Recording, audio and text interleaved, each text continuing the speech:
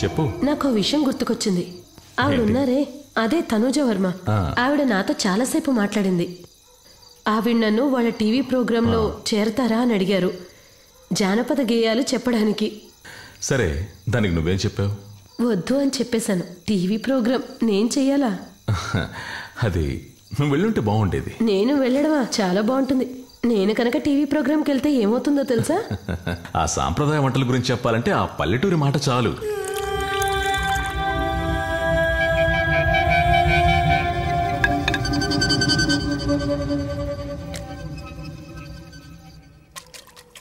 Makeup వేసుకుని dress చేసుకొచ్చేవాళ్ళు మనకి తినడానికి ఏమిస్తారు చెప్పు?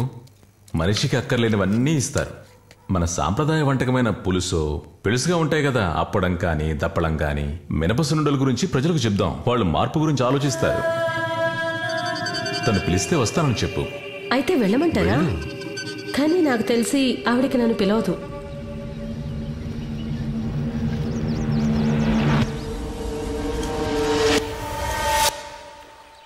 పెద్దాయన వెనకే ఉన్నాడు, చూసుకో. మీరిద్దరూ నాకు బాగా సపోర్టివ్ ఉండే. Okay sir. మావయ్య, నేను మీకు చెప్పిన దాని గురించి ఆలోచించారా? ఆలోచించానురా. ఏం ఆలోచించావు? నాకు నా కూతురికి లైఫ్నిచ్చిన ఆయనతో లంచం తీసుకోమని చెప్తే ఏం బాగుంటుంది? నేను మీ అల్లుడిని ప్రతి షాప్కి వెళ్ళి చేయి చాచమని చెప్పడం లేదు.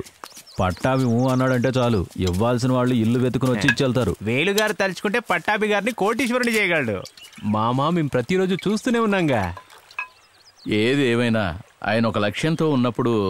ఏంటి మా లక్ష్యం అంటావు? హెల్త్ ఇన్స్పెక్టర్ పెరిగి ఏమైనా ప్రెసిడెంట్ అవుతాడా? నేను గత 15 సంవత్సరాల నుంచి ఈ పని చేస్తూ ఉన్నా. బాగా రెచ్చగొట్టారా? వరదరాజు నాయుడు డీల్ చేస్తే చాలా కరెక్ట్. ఆయనలా ఎవ్వరూ డీల్ చేయలేరు. నువ్వు కూడా చెప్పు.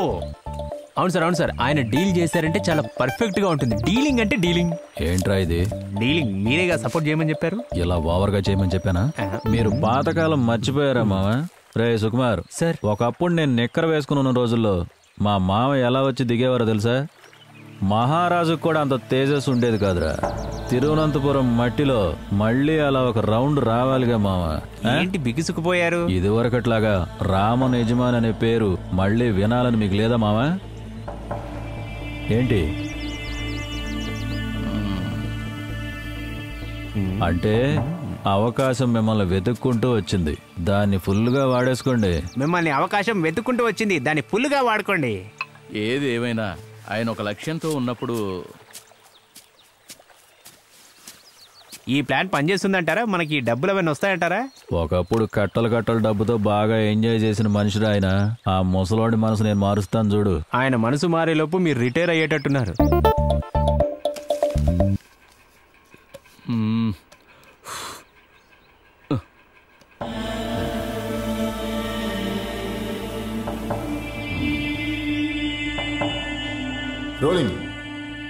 Good morning to everybody.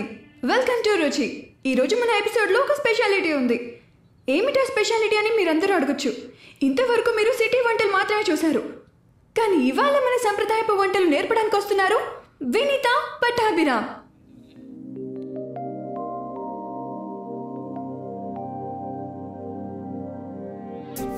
All the best Vineeta.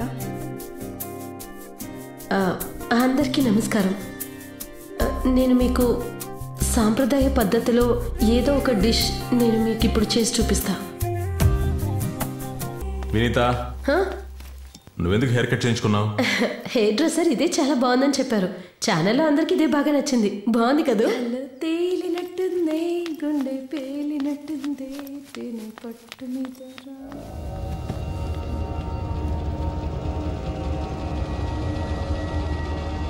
Sir, me wife టీవీలో అదరగొడుతున్నారు. మామ కూతురు అలాగే అదరగొడుతుంది. తను వంట చేయడంలో చాలా కిలాడి తెలుసా? ఈ స్వామి మోహన్ చూస్తుంటే చాలా అప్సెట్ అయినట్టు, బాగా డిస్టర్బ్ గా ఉన్నాడు. ఇంకా ఎన్ని చూస్తాడో చూడు. తను విను రెస్టారెంట్, అది సిటీ సెంటర్లో. మామ రెచ్చిపోతున్నారు. దానికి నా అల్లుడు ఒప్పుకుంటాడా? నేను ఒప్పుకోను. దానికి అవసరం కూడా లేదు. మాకు అవసరం లేదు, కానీ అలా చేస్తే ఏంటి ప్రాబ్లం? ఏమా, ఫస్ట్ నైట్లో సమానత్వం అని చెప్తే చాలదు, లైఫ్లో అది ఫాలో చేయాలి.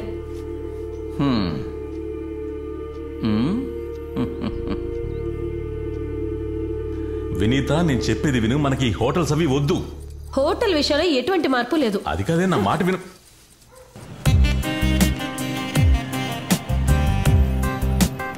ముందు ఫాస్ట్గా పని చేయండి. రామన్ ఓనర్ గారి రీఎంట్రీ అంతే. పెద్ద కుటుంబంలో పుట్టిన వాళ్ళలో ఆ హుందాతనం ఉంటుంది. షేవ్ చేసి చొక్కా మార్చగానే మనిషి మారిపోయాడు.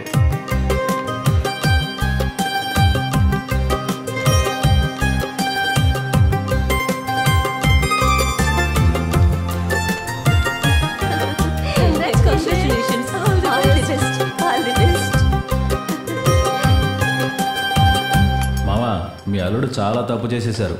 అట్లీస్ట్ జనం కోసం అయినా ఓపెనింగ్ సెరమనీకి రావాలిగా. ఈర్ష్య సార్. ఇప్పుడు పట్టాభి గారి పేరు వినీత గారి వల్ల నిలబడింది అంతే సార్. ఇదిగో నువ్వు చెప్పడం పూర్తి చేయలేదు. ఇదిగో నూరేళ్ళు. హలో హలో సార్, నేను మీతో ఒక అర్జెంట్ విషయం మాట్లాడాలి. ఏమైంది?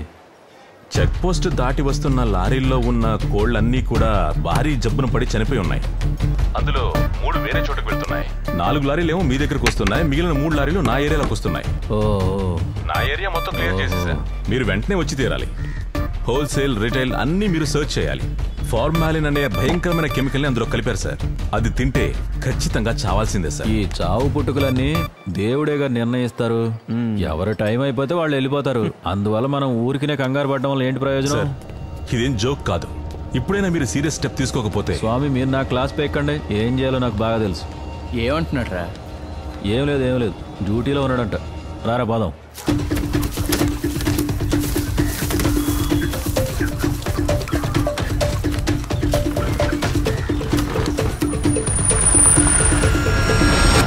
మనం ఇప్పుడు క్లియర్గా చూసే తీరాలి. ఇప్పుడు చూడండి, వీడు చాలా రోజులుగా మనకు డబ్బులు ఇవ్వకుండా ఏడిపిస్తున్నాడు. రే ఎవర్రా నువ్వు? వైట్ పంచా, వైట్ షర్ట్ వేసుకున్నావు. నువ్వు ఏంట్రా గొప్పగా ఫీల్ అవుతున్నావు? ఆ రోజు ఫ్రిడ్జ్, వాషింగ్ మిషన్ తగ్గించమంటే తగ్గించన్నావు. ఆ సార్ వచ్చాడు, ఆయనకు సమాధానం చెప్పు. నీకు లైసెన్స్ ఉందా? ధైర్యం ఉంటే ఆయన దగ్గర మాట్లాడు.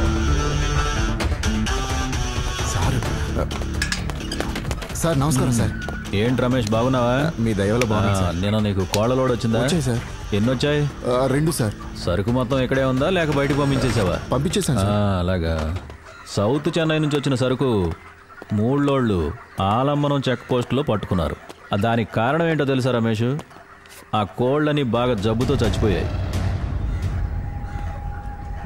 అవి అలా చచ్చిపోవడానికి కారణం మోతాదుకు మించి విషం యూజ్ చేశారు సార్.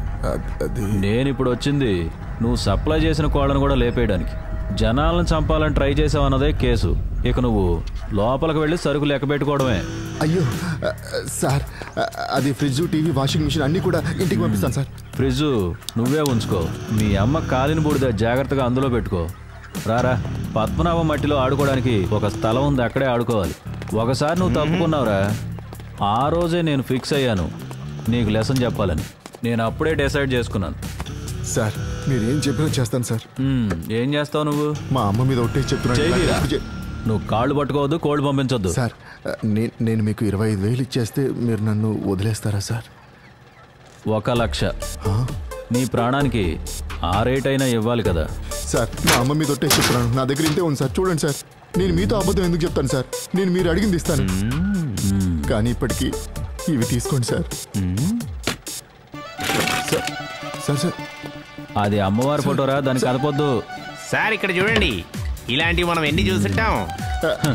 దొంగ సచ్చినోడా, కోళ్ళ దొంగ. Sir sir sir sir sir నేను చెప్పేది వినండి సార్. అందులో 2 లక్షల రూపాయలు ఉన్నాయి సార్. ఇది నీ అకౌంట్లో అడ్వాన్స్ గా పెట్టుకుంటా.